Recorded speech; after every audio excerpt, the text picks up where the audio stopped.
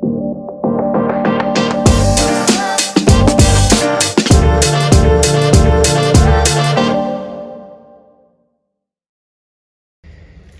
my name is Robb Jensen. I'm with Avant-Garde. I'm the owner here, and today we're kicking off our very first podcast called Redefined. The intent of this podcast is, more importantly, just kind of highlight our students, highlight some of the experiences from which our students have been able to achieve, through their time with us.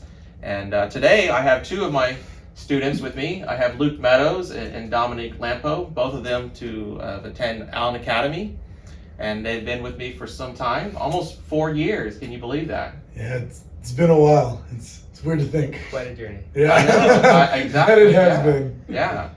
So with that said, just briefly tell us a little bit about yourself. Just kind of some things that maybe sort of highlighted your high school experience, some things that you were a part of there. Yeah. So as he said, I'm Luke Meadows. I'm a senior at Allen Academy. We go to a very small school, so there's a lot of opportunities to kind of do everything. So, we're in student council, honor council, NHS, every single sport that you can really play. Outside of school and after high school, I'm planning on attending University of Missouri for sports journalism, and just pursuing my love of journalism through that avenue. But yeah, we both just kind of do everything there is to do at such a small school. So that's a little bit about me. Yeah. Like he said, I'm Dominic Lampo. I'm also a senior, go to Allen Academy. But there's tons of things you can do at such a small school.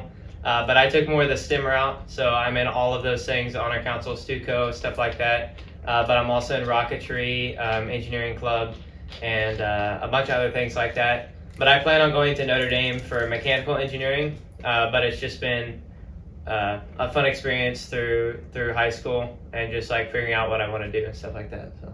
Yeah. No, I mean, at both of y'all, I mean, you kind of had to go through COVID and that sort of presented some unique challenges. But I guess along within that, just, as I mentioned, we've almost been together for 4 years with each of you, which is kind of crazy how that all sort of went by very quickly in some ways. I mean, do you want to kind of just tell us a little bit about, thinking back, oh my gosh, I was just a freshman, what it seems like not so long ago, and to how you arrived at this point and what that feeling's like? Yeah, so I mean, I'll start. I remember hearing about Avant-Garde through someone, at Allen. He was a senior when I was a freshman, and my mom was like, we have to get on that. And it was that, along with starting high school, was a very scary experience, just because in middle school I didn't take academics as seriously, and then going to something where it was outside of school, where I had to focus on my actual future, and just that whole idea and concept of things matter now was really scary, and it really was just kind of a culture shock for me. But it definitely, looking back then to now, it looks like it just went like that. You know what I'm saying? It was so, it all just went by in a blink of an eye, and it's really hard to kind of explain. But as we're leaving high school now, we've been reminiscing on all the old stuff that's happened and everything that's happened in the past, and it's we're really almost done with everything, and it's all just gone by so fast. I think I would say when you're in high school, freshman year, take each year individually, it goes by fast, but when you look back on it, it seems like a really long time. And COVID seems when it first started, it seems like a really long time ago. But me personally, I have changed a lot through COVID. I was a big swimmer for 13 years. That was everything I did, everything I was known for. Really pushed heavy with school and stuff like that. But with COVID and stuff like that, I was able to just go out and try new things. So play football and and soccer and all that stuff. So I had a lot of fun.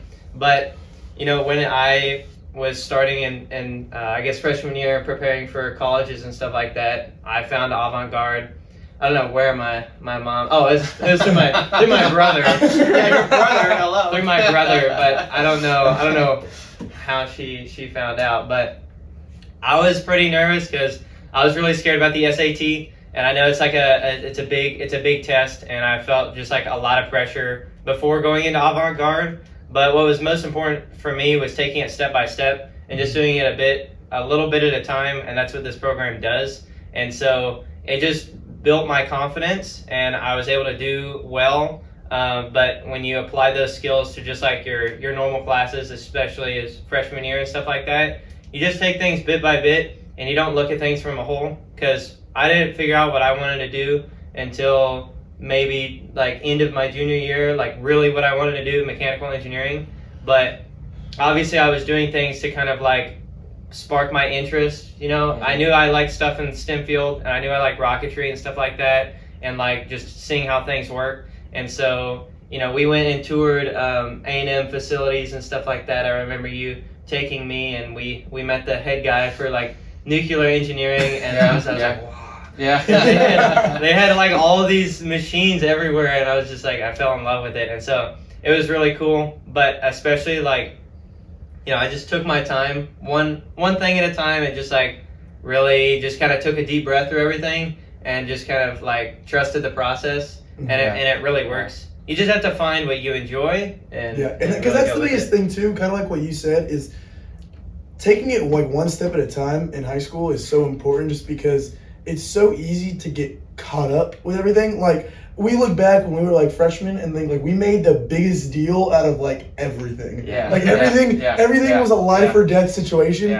And sometimes you just have to like sit back and realize that not everything is a huge deal, and you can enjoy yourself sometimes. And then there's also times where you need to turn it on and work hard and stuff like that. And that's obviously incredibly important in high school. But it's not everything is that, you know, cataclysmic event that you're just gonna like just die if it doesn't go your way. You know, high school is to be like, enjoyed, and it's not like when you look back on it, you're not gonna remember all the little petty stuff that actually happened. Yeah, now college is definitely like a serious issue. Yes, no, very true. I'm not saying do not try for college. Yeah, no, but like in high school, like I remember I would take it like I would just do like just focus on school, and that was it. Like I wouldn't have time for anything else. But what I realized when going through like application process is that like when going and growing up through high school, I started to do a lot more things, and that built my resume. So don't be scared to like go out of your comfort zone and try something new, because not only does that help you for in the future, you learn something from being in different social groups and being in those different environments that you couldn't get from anywhere else. So like, and it's like, that's one of the things that we've had going to such a small school that I like encourage, even if you go to a huge school, to try and do. I know it's a lot harder, but like being able to go outside of your comfort zone and say like you fit into one certain mold, but you doing something else is huge. Like I did, going into high school, I never would have imagined I would have done theater. But then I did theater for 3 years, and I absolutely loved it, and it gave me a whole new perspective on a lot of things. And it's just like things like that where it's like, if you can push yourself outside your comfort zone first of all, on the application for college, that looks really good, and you can get, you know, you can write supplemental essays about it, or it shows that you are a well-rounded person. But even just as like a human being, it makes you way better just going outside your comfort zone, and being able to try new things prepares you to be like uncomfortable in situations in life. I think that's a really good point that you guys are addressing there. And I know with COVID, it kind of forced you. I mean, you know, Dominic, you were kind of the type where in some ways you'd like to really kind of remain in control and those and try to control all the variables. And then when COVID came along, you know, you almost had to abandon that and kind of, you know, almost start over again. And I think in the end, I think it provided you with a much happier high school experience, even though at the start when that happened, it didn't seem so. I basically had to like find myself again. You had to find your identity. Basically,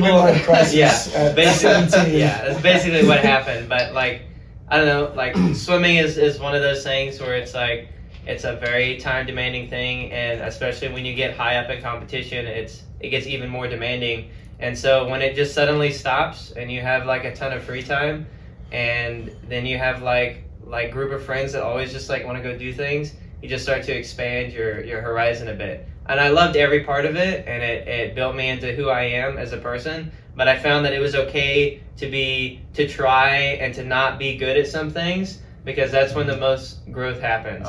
So like, even though like starting for football and stuff like that, like I obviously was not the best, and that was a new experience. Just like I was sitting on the bench sometimes and just like learning and asking questions because I had to be okay with myself that I wasn't perfect. Because I know a lot of people they hold themselves to being the best or being right at everything, but you're always faced with the reality that that's not true, and that's okay. And that's what colleges look for too, is that they're trying to find like where you're going to grow or like what type of person you're going to be and stuff like that. But like you just have to, and it's much easier said than done, and it took a lot of years of work, but you have to be okay with yourself and who you are, and it's okay to make mistakes, and it's okay to learn, because people really, they're really there to help you, and they're not like out to get you, you know. That's one of the things for me. I thought like everybody was just out to get me, and they're just like trying to see where I fall. But whenever I did fall, everyone was there to like help me out. So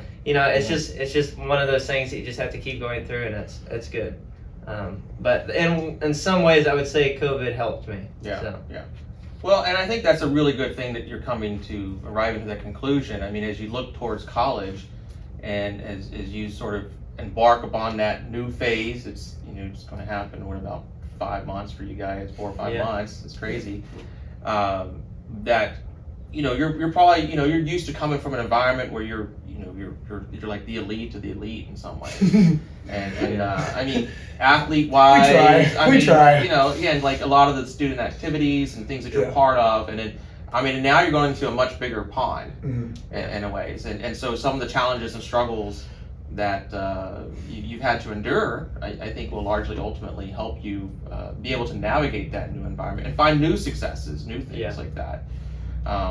So along with that is like, what do you think kind of, and you've sort of already hit on it a little bit about your COVID experience and having to drop swimming, but what do you think is an activity you can point to that you think is going to help you the most as you start that new phase in college, that new journey of yours?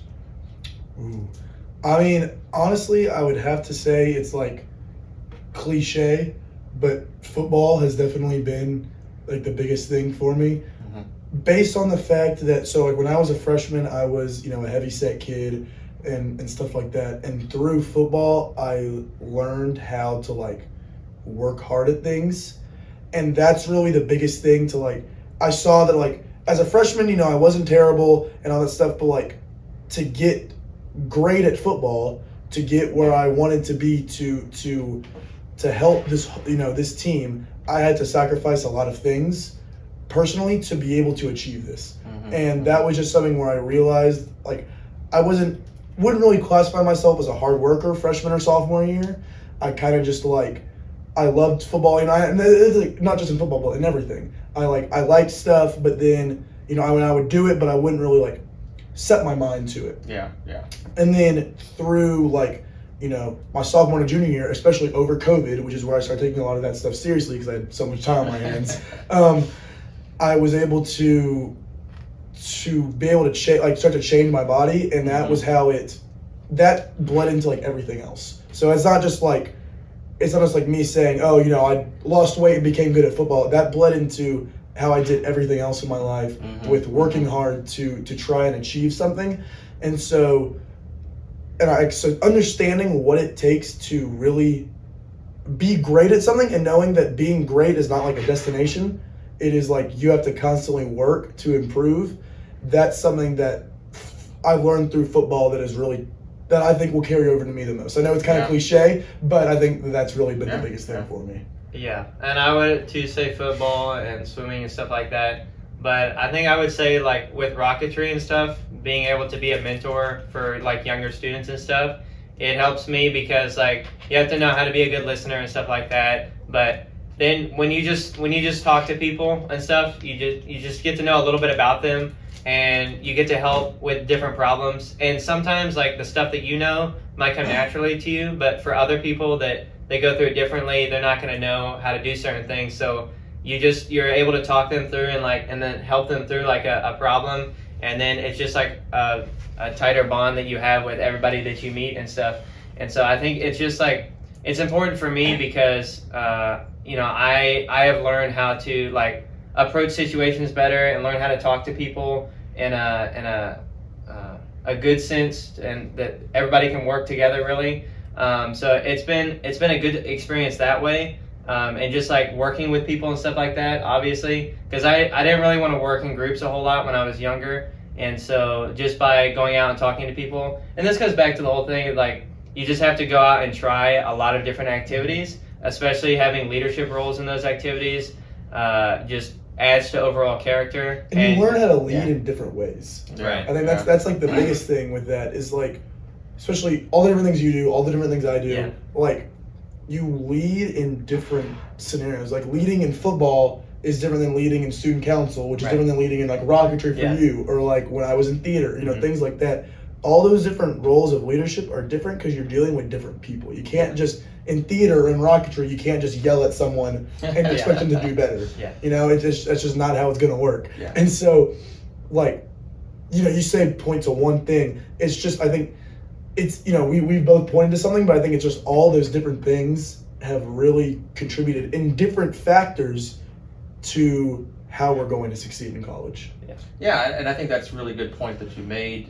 You know, one, the growth mindset, and is what you alluded to. It's like, you know, you're not ever completely kind of like satisfied with, there's always this internal sort of hunger and ambition that resides in you that, okay, I've done this and I've achieved this, but what else can I continue to keep doing to push forward in some ways?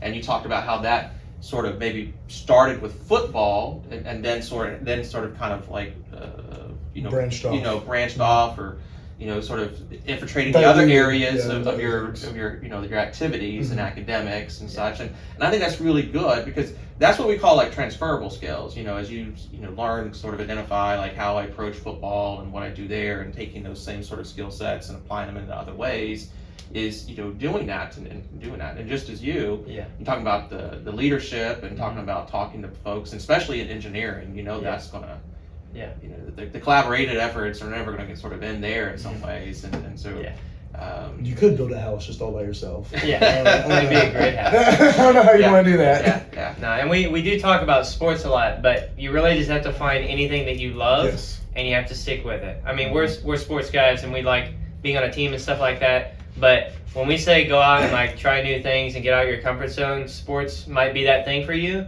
Or you just have to find like a hobby that you enjoy, or something that you can do, and maybe a service to others is always a good rule of thumb. But it's just like pursuing something that you enjoy, that you could see yourself doing and just be comfortable with. You know?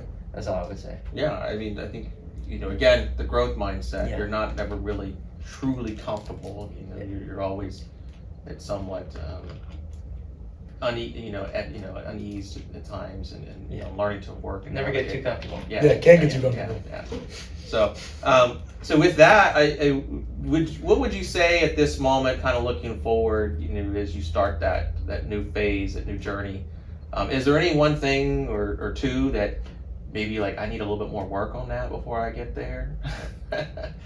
Yeah, I guess I would say, look, like, you know, just examining myself, probably being able to get to the point where I can go out and truly, not say like truly express myself to other people, but like just breaking out of because as we talked about, the small school thing is great for all the stuff that we've done, but breaking out of that bubble and getting into like getting my feet wet and getting comfortable with all the other people and all the other things that will be in college, and then being used to having other people, like other like-minded people like me. I guess because what I'm going to go into with journalism, right, there's not very many people at, you know, a school with a graduating class of 16 people who are going to be interested in what I am. So I'm like the quote-unquote unique one in that sense. But going into college at Missouri, to one of like the top journalism schools, there are going to be a lot of kids, you know, hundreds of kids who are just as interested in journalism as I am and have just the same drive and hunger. So like being able to, like Dominic said, to collaborate with them and everything like that, and get around that group of people where like we all want to make each other better. That's, I think, going to be like the biggest thing that I work on. That just comes from like getting comfortable with that many people. I would say. Yeah. I mean, I'm fine with talking to people, so that's never been an issue. But it's just getting comfortable with the like sheer number of people that are going to be in my field. I guess. Yeah, that's what I would say. Yeah, and I guess with like obviously engineering, as I've heard, is supposedly like a really hard major, and so but I know that it's more doable than I make it seem for myself. But obviously, it's like you were saying, when you go to a college for a specific major, it's going to be like a lot different because there's 1,000 people similar to you, and they all have the same interests. There's a lot of views. Yeah. And I mean, like, procrastination is like a big thing for most high schoolers, but I think it's going to be better if you sit down and have a schedule. But you're going to have people that are going to be, as I've grown up, I know that we're going to have people that are going through the exact same thing that I'm going through, and it's going to be a lot easier to work through each other and work like together to reach a common goal. And so like engineering is going to be a hard major, but like I know there's steps I can take and like people that I can meet and stuff like that to just like get out of my comfort zone a little bit and like work towards it and stuff. So yeah, I think that's some of the challenge too. It's like for much of your academic career, you've probably been on the upper end of it, and now you're sort of embarking onto, let's face it, a new elevated step. And sort of admitting to yourself, and sometimes like I might need some help or something like that. And so that is part of the kind of the maturity process there, recognizing that and stepping out and getting help. And it seems like you've grown accustomed to that, and it's just being able to continue along. I think one of the other things too that I think we both talked about this before is that going to college, we're going to have to almost like restart ourselves with everyone else. Whereas at Allen, you've gone there since 5th grade. Yeah. I went there since 6th grade. So we had all that time to grow up with, I mean, even with, turnover rate with students, with parents, with teachers, all the different stuff, to where by the time that we were seniors, like people knew who we were. Yeah. They had the image of us in their head already. And so going to college now, it's going to be like, you have to restart that. It's just like mentally preparing for that I'm going to have to go to teachers' office hours to get to know the professors, because I don't already know them. Like I know, my AP European history teacher or something like that, where it's like, we're going to have to reestablish who we are there, and not just kind of like, because with all those people, I think it's really easy for a lot of people to just like fall into the cracks or try and blend in. But I don't think either of us have ever been someone that has done that. And so doing that, well, like what we did at Allen, but on a bigger stage. Yeah. It's almost, you gotta stand out. Yeah. It's almost celebrated to some extent, or trying to achieve that. And it's funny that you bring that up. I've always had this notion, this idea, that what I call like the clean slate theory. Whereas I went to college and as I went off and pursued Division III tennis, I went to a school, no one knew me, and so that gave me an opportunity to largely reinvent my my persona. I was no longer Robert, which you guys don't know me by or anything like that. Exactly. But when I went off to college, I actually started going by Robb and changed my identity of being like this sort of introverted, small, quiet individual, and really trying to be more proactive and changing my identity. And so you guys have that opportunity again, going to Notre Dame, going to University of Missouri. I mean, the idea of like having someone for which you're and you're going to be able to kind of because they're going to get to know you all over again for that. So yeah, it's definitely going to be very interesting. It's obviously very nerve-wracking, but I think everything that we've done has put us in good position to do so. Yeah. Just one of those things where we got to take a deep breath and just let things happen naturally. I think when you realize that everyone else is nervous about it too, you get a lot less nervous about it. Yeah. Because you realize you're in the same boat as everyone else. Yeah. So there's like, you're not like the weird one for feeling nervous about it. Yeah. You know what I mean? And you just got to go out and talk to people. Like and especially with visiting college and stuff, which is something that I highly recommend. Yeah. If you are looking at schools, because I would have gone to A&M. There's nothing wrong with A&M at all. But I would have never gone out of state or something like that. Yes. I thought I was going to be in state my whole life, which I was totally fine with. But like, if you can make the extra step to go and visit like a couple other places and schools, you might find something that you really like. Like at Notre Dame, the community there was perfect for me. Everyone's there, all about working together. They love sports, and I mean, they're just like, they're really nice people. And so I would have never found that just from looking at a website. And so when you do that and you go up there, you just got to start talking to people, asking them like where they're from, like, you know, all this other stuff, and you just get to know them a little bit. And like, that made me feel better about myself, because I'm like, okay, if I could go there for a day and meet like 5 different people and already have friends there, like, I'm gonna be okay. Yeah. I mean, I'm gonna be okay in college. And so like, if you're gonna have that group, you just need to find that for yourself, and it'll be okay. Yeah, to piggyback off of that, college visits, incredibly important. Yeah. Same with him. I imagined I'd be in state. I thought I was going to go to TCU, and then when I got into UT, I thought I was definitely going to UT. And so, like, if I went to visit it anywhere, I'd be wearing a burnt orange shirt right now. Obviously, because, I mean, UT, amazing school. I grew up a diehard UT fan my entire life. And so there's obviously nothing wrong with going to UT. UT is a top-tier university.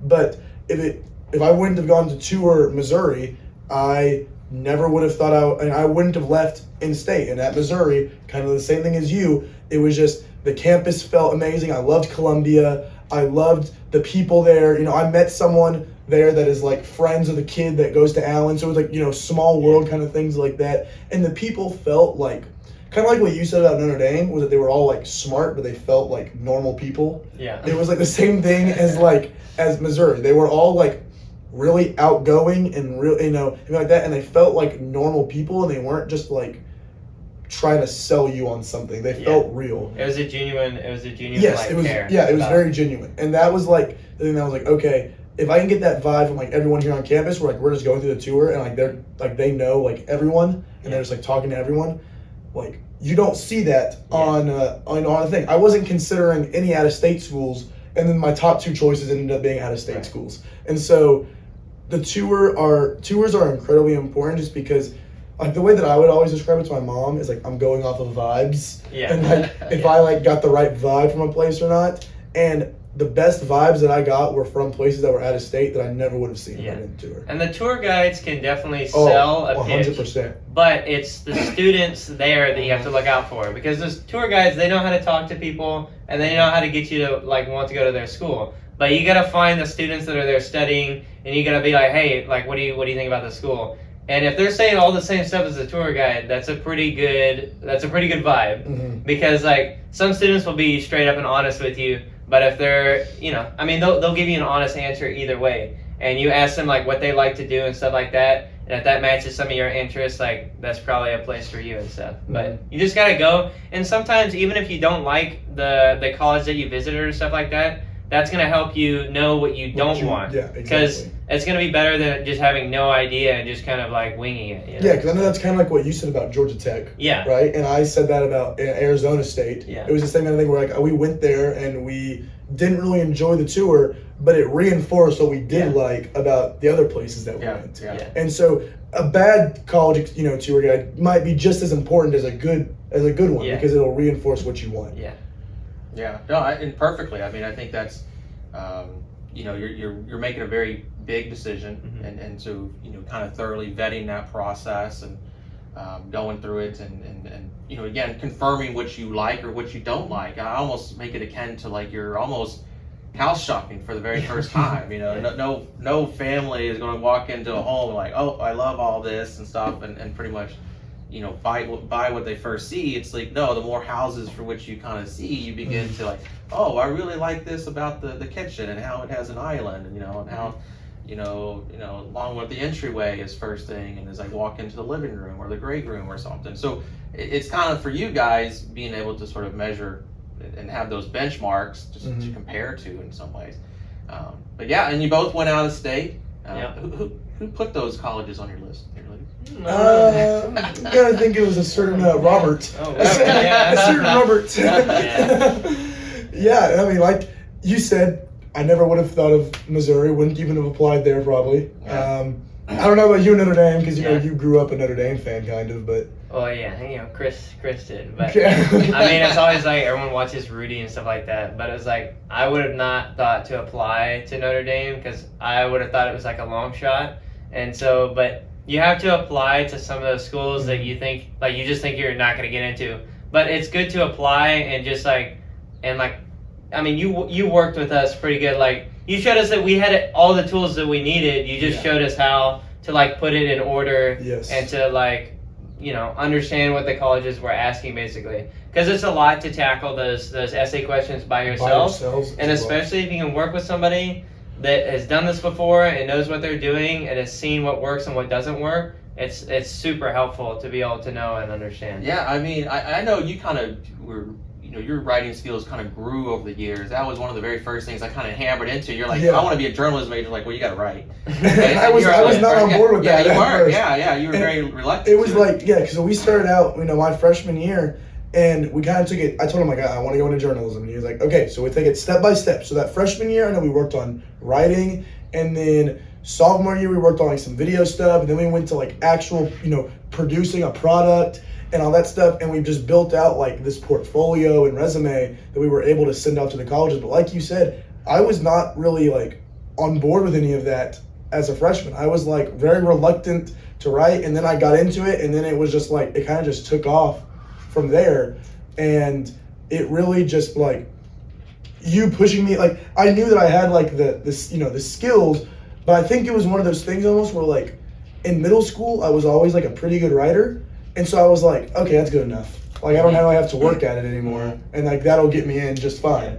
And so it obviously would not have just gotten me in just fine. And so you being able to, like, push me and build out that portfolio and that well-roundedness of journalism with all these different things. Because, like, I mean, grades-wise, I had good grades. And my SAT scores weren't bad. But it wasn't anything compared to some of the other people. Yeah. But it was my resume and all my extracurriculars and the things that I did to show that I loved journalism that really put me as a good candidate for a lot of schools. Yeah. And I know you at the very start of the essay writing, like you did not enjoy it at all. Especially with SAT. No, you did not. The math was normally okay. It was fine. The reading section was questionable. But I learned like how to take it, how to understand it, and it was better for me. So especially now, like writing comes easier. I know how to like structure an essay and to like get what I want to say down faster. Because normally, like I would just like if my writing style is if I want to write it, I'm gonna get it correct. Like I'm gonna get it perfect the first time. But you just have to like write out notes first. So I just found a different way that helps me that I can like work through something like that.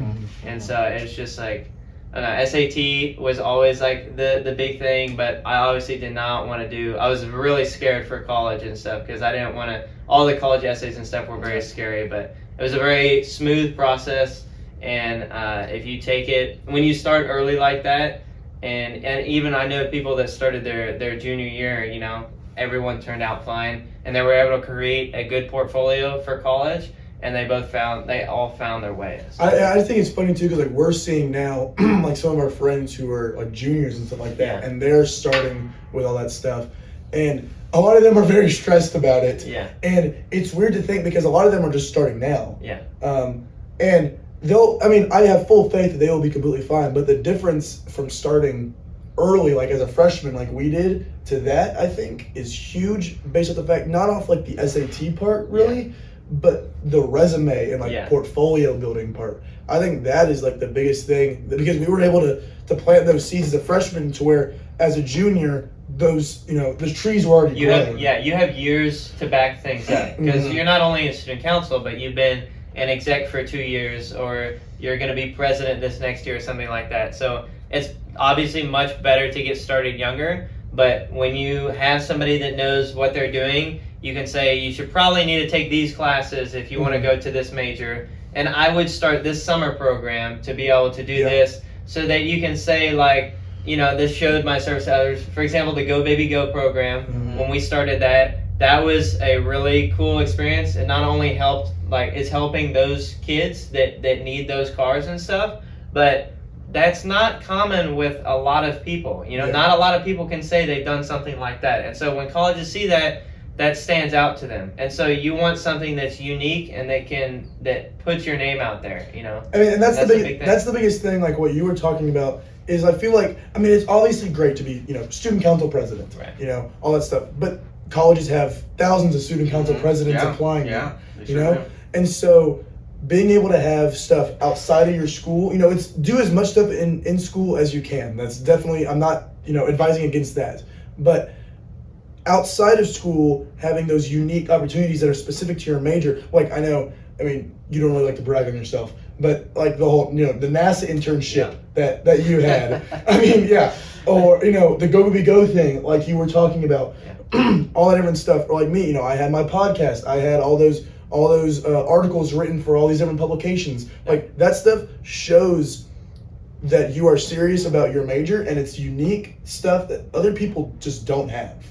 And that's what will make you stand out. Not that you were, obviously being student council president is great, but like I said, there's a whole lot of those. It's like a lot of times I tell students, it's like where everyone else is zigging, you have to zag against the grain. And because that's what's going to stand out. That's where you're going to, again, Go Baby Go, the NASA internship podcast. Like you're taking all these things on your own accord and pursuing them and spending and allocating your time in those areas. And so, but yeah, I mean, it's crazy to think that, again, this amount of much time is gone and passed by. It's going to be different not having the two of you around consistently and such. But but I guess, can you talk just sort of as we kind of wrap up today's conversation, like what maybe one or two things really helped you kind of zero in on your final college decision choice? And I know you both took several college visits and did all that, but I think you should start first. You decided Notre Dame for me. Yeah, definitely. It started with the when we went and visited the engineering site at A&M and the nuclear engineering stuff. Like that was really cool for me, and I would say like doing all of the different sports that I had and being involved in different clubs and stuff like that just honed in what I wanted to do and like how, and it let me know like how I wanted to do those things. But I would say like the visit to Notre Dame was the biggest thing for me. I was confident with my resume and application, but like going and seeing the campus was something totally new to me because I had only ever seen A&M. But like when I'm over there and I'm talking to people and I could actually start seeing myself somewhere else other than home was like, that was an aha moment for me because I was a person that normally doesn't like change. If something is going well, I'm just going to keep doing that because that is successful. Isn't that kind of like swimming? Yes. I mean, you don't, if you found like a technique in your stroke that you need to do to get a faster time, you should keep doing that so that you can keep dropping time. That would be pointless to just go back and do what you were doing before. So that kind of related back to like school and how I did things because I was always like a perfectionist. I still am a perfectionist, but I found it's okay to take a deep breath every now and then and just like move on with some things. But I would say just like that visit there and me being able to see myself somewhere else other than College Station was like an eye-opener for me because I didn't think I could be happy with like anything else other than just like where I'm at now. But I've done things that like have put me into different groups or where I've been uncomfortable or that I've failed at multiple times and I've had to learn and like assess what I'm doing to like get better. It's very retrospective and it's humbling at times. That's and good so though. It's a very, very good experience. So I'm confident that I'm gonna be okay. Even though I'm still, a little nervous and stuff like that, but it's good. Yeah, I think my thing kind of starts off similar. I toured my junior year. I toured TCU, and I really liked it. And I was like, okay, I'm going to be a Horned Frog. And then but I grew up a diehard UT fan. So those two schools were the only real schools in my eyesight, because I think I've always had this idea in my head that people outside of Texas are just like inferior. Yeah. And I mean, I was like, I can't imagine myself leaving the state of Texas. They're weird. I can't do that. Like, who doesn't have Whataburger? Exactly. Where am I going to go if I'm not going to Whataburger? And I toured, like I said, I toured TCU. I loved it. And then I toured UT. And when I toured UT and didn't like it that much, I think I kind of built up UT just in my head. When I got into UT, people kept asking me where I'm going to go, and I'm like, I'm going to go to UT. I have 2 friends going there. I'm going to live with them. Like, that's what I'm going to do. And then both my sisters went to UT. Like, but my dad is a UT fan. But visiting there and stuff like that, I just didn't really like the vibe of it. I wasn't a huge fan of Austin. I wasn't a huge, how just big it was. I wasn't a huge fan of the campus, and just all of that. And it was kind of eye-opening for me, because I realized that, okay, if UT isn't all that I built it up to be, then what else is out there, And I almost tried, even after the visit, I almost still tried to like force myself to do it. The way that I described it was like I was blinded by my love of UT, and but then like Dominic, when his Notre Dame visit, when I went to go visit Missouri, it opened my eyes that I could like see myself somewhere else. And the fact that my tour guide was from Texas and was like I said, he was friends with a kid that goes to our school, and he was in Missouri and absolutely loved it. Like that really, and he was super outgoing. He was a lot like me, and it was like, okay, I can picture myself like as that guy. Yeah. And I just loved Columbia. Columbia was a great college town. I work in downtown Bryan, and so downtown is a huge thing for me. And there was a super nice downtown right across the street from there, and it was just like. I saw the Batman in Columbia, and I love that movie. And so it was just like all these different things that like I just loved about Missouri and Columbia that really like put it in my mind where I could picture myself there. That was the biggest thing, where I couldn't picture myself at UT. But I could picture myself at Missouri. I toured other places. I was torn between Missouri and Penn State, like we had talked about. But Missouri was home for me. I think that was, and like Dominic said, it's still nerve-wracking. It's still, leaving Texas, going to see these weird Missouri people is still weird. But like seeing that they are actually, like all jokes aside, that other places like Texas it's not like there's still good people, great people outside of Texas. I don't know why I couldn't like fathom that before, but I'm happy I've come to that conclusion now. Yeah. So. And it could be wherever your home base is at. It doesn't have to be Texas. But although it should be. Yeah. The most important thing is to just create situations where you're going to be challenged, maybe sometimes uncomfortable, because that's when the most growth happens. That statement for me is huge, because like I said, I like consistency, and I like just a set path for everything, but that's not how things work. Yeah. And so if it's not linear, right? Right. Yeah. I know. If you're put in paths and like in organizations like Avant-Garde that help you do that, and like they support you in doing things and going out of your comfort zone and push you to take certain classes or join different clubs or some programs or stuff like that, when you look back on it, you realize how good that was for you and stuff like that. So. And to piggyback off that, it's like pushing yourself and putting yourself in situations where you will be uncomfortable, but also knowing and having that group that like if you do fall, you can fall back on them. That's like, because that is so important when you are trying new things, because I think like we have, and this is a much larger conversation for a different time, but like we have this stigma with failing that it's like, you get an F on a paper and that's the worst thing in the world, when failure should really be celebrated, because that means that you're trying something new. Yeah. And that you should try and fail as many times as you can, because that's where the most growth comes. Because if you don't fail, then if you're just great, at everything in your life, then you're not pushing yourself. Exactly. Yeah. And so yeah, you're just kind of remaining in this little comfort bubble in Yeah. some ways, and so you're not really Yeah. introducing. So. Although it can be nice, like I remember when I was sitting and you know, adults would tell me like, yeah, it's okay to fail and stuff like that. I'm like, no, I'm not gonna get like a 95 and like be okay with that. Yeah. But like Oh, it was. I hate you sometimes. I know, but like that's the type of person that I was. But like, I know like not everyone knows who I am, but like, just keep in the back of your mind that it's okay to be uncomfortable. It's okay to fail, because if you don't understand it now, and years to come, you'll realize what we're You're gonna trying fail to. at some point. Yeah, you'll realize what we're trying to say, and it's gonna help you. But if you can work on that now and like understand that and be okay with like yourself and like what you're doing, it's gonna make it a lot easier for you in years to come. But yeah.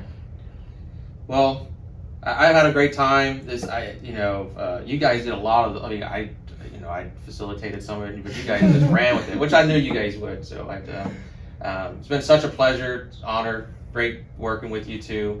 So thank you so much. Thank you for those out there who watched this and listened.